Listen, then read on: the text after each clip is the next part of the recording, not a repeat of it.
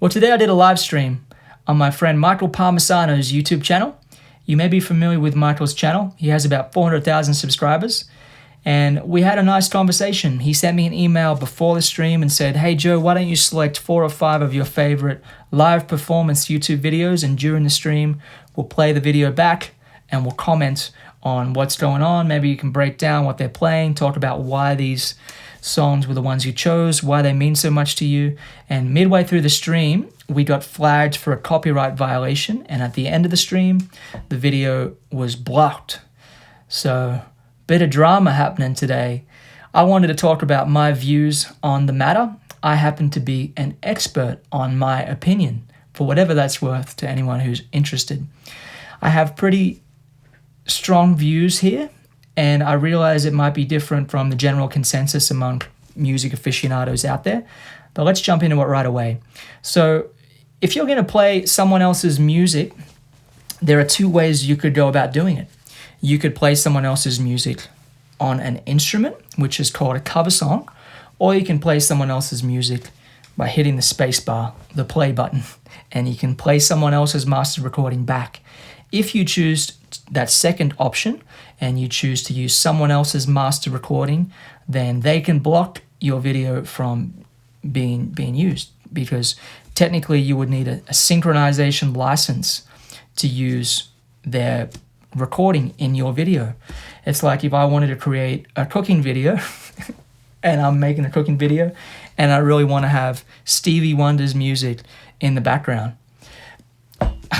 Maybe Stevie Wonder's publisher doesn't want people using his music in cooking videos. So they kind of say, okay, this music can't be used in YouTube videos. And there's so many YouTube videos that get posted every day. You can't really expect the publishers to be like, okay, this video can go live, this video can't. So it's complicated. And I happen to think it's perfectly within the rights of the person who owns the intellectual property to decide whether people can use that master recording in a video or not. And I think it's not right for us to feel entitled to use someone else's master recording in our video. I think that's just not right personally. However, if you pick up your instrument and you play someone else's song, that's called a cover. You can post covers all day and night. I have students that ask me about this all the time. Can I post cover songs? How do I go about posting them on YouTube, on Spotify, and releasing them on CD? I'll explain that to you right away. So if you post a cover song on YouTube, then most times the publisher will flag it, and it'll get, some of the money will get diverted to the publisher. Some of the money goes to you because you created the unique recording. So that's all good in my book. If you do the same thing on Spotify, most digital distributors these days, such as DistroKid, TuneCore, etc., they will secure a cover song license for you. So that's very easy. If you put them on a CD, you're supposed to get a license for that as well. And you can use a service like Easy Song Licensing to do that. So if you print up a couple thousand CDs, then you pay, I think it's 9 cents a song for the cover song license. So if Eva Cassidy does a cover of Somewhere Over the Rainbow, or Fields of Gold, or any of the incredible songs that she covers, she's not going to get blocked for doing that. But if you use a sample of someone else's original master recording in one of your tracks, or if you post a YouTube video where you have someone else's master recording music being played, then you run the risk of being blocked. And like I said, I feel that's totally appropriate. I think reaction channels are great. I think song breakdown channels are great. And I think it's a wonderful service they offer to music fans, to musicians. But I think it's totally within the rights, like I said, of the person who owns the publishing, the person who owns the master recording, to say, I don't want the music used for that purpose.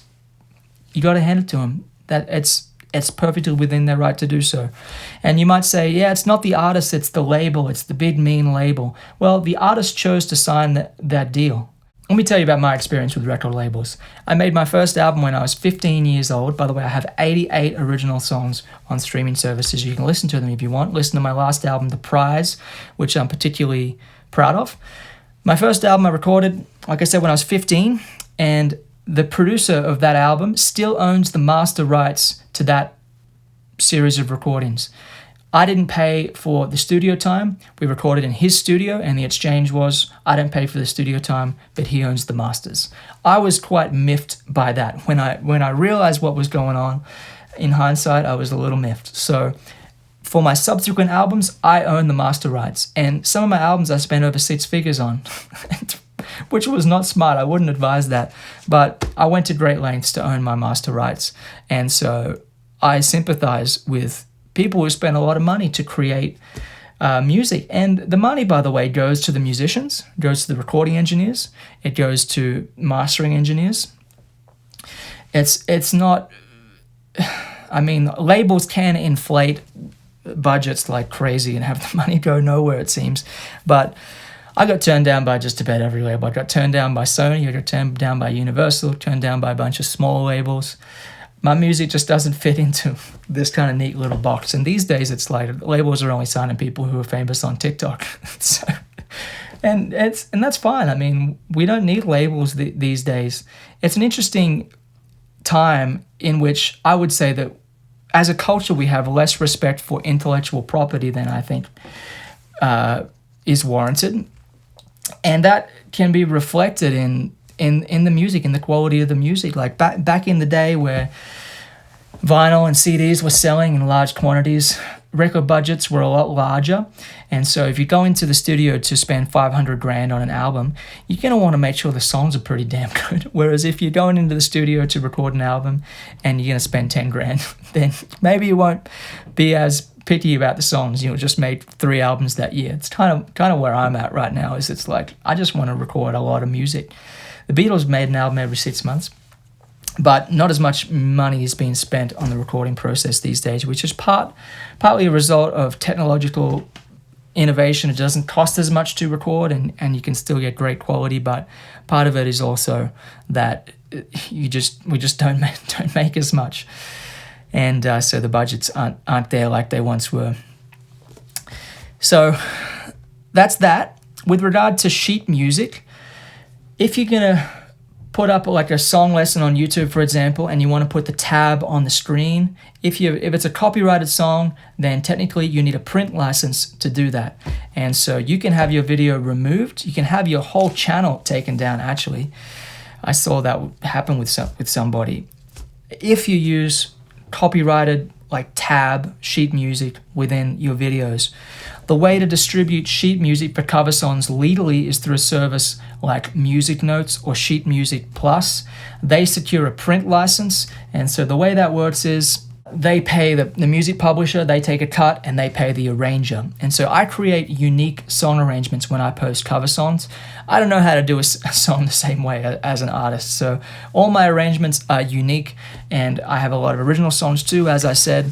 So I post my sheet music for my original songs on my website, joerobinson.com, and I post my cover song sheet music on Music Notes. So that's how that works.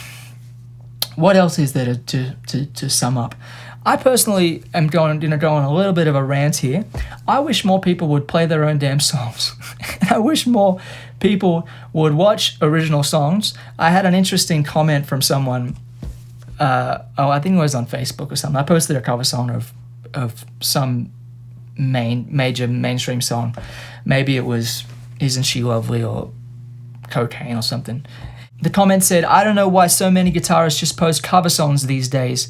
It seems like a poor indication of where the instrument's at. And I thought about that and I thought, yeah, I am kind of in agreement, but I know exactly why people post cover songs. It's because people click on them. Lots of people would click on a video of me playing Sultans of Swing.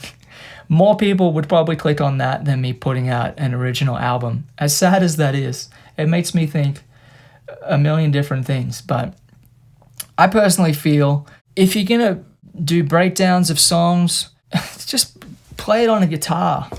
Too many people take the easy way out these days, I think. It's not in the best interests of them, or the music, or the people. Anyway, thanks for watching. Let me know in the comments if you agree or disagree, if you sympathize, or if you don't sympathize. Take it easy. Have a good one. Appreciate you watching.